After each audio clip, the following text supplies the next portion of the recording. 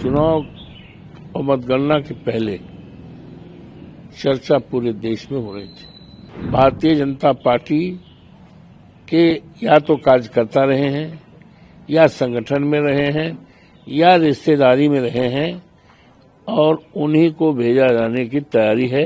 केवल शंका ही नहीं, स्पष्ट सबूत के साथ लिखकर दिया था कि ये अधिकारी हैं और भारतीय जनता पार्टी के वोट को लूटने की तैयारी है। कल मतगणना हुआ है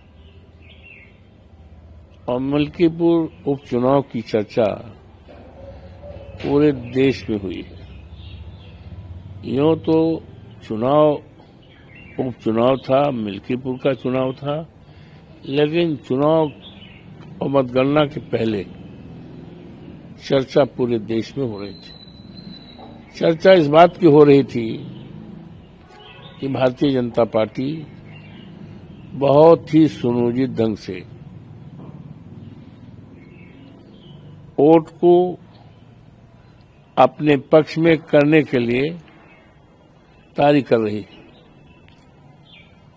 शुरुआती दौर में ही इस बात की जानकारी मिल रही थी कि मतदान केंद्र पर जो भी पीठासीन अधिकारी और जो भी चुनाव के कर्मचारी लगाए जाने की तैयारी है, वो पूरी तरह से भारतीय जनता पार्टी के या तो कार्यकर्ता रहे हैं, या संगठन में रहे हैं, या रिश्तेदारी में रहे हैं और उन्हीं को भेजा जाने की तैयारी है।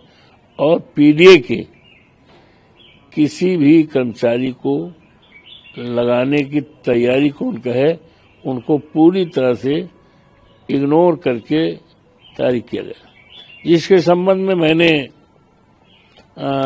चुनाव आयोग को, भारत के और प्रदेश के चुनाव आयोग को और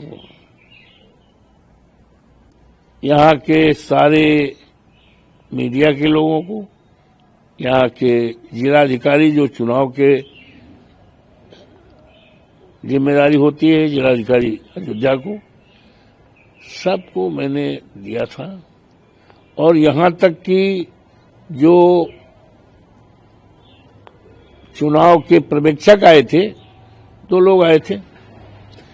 एक तो थे गुजरात के, एक अधिकारी गुजरात के थे, वो संभवतः आईपीएस थे, गुजरात के थे, और एक और थे।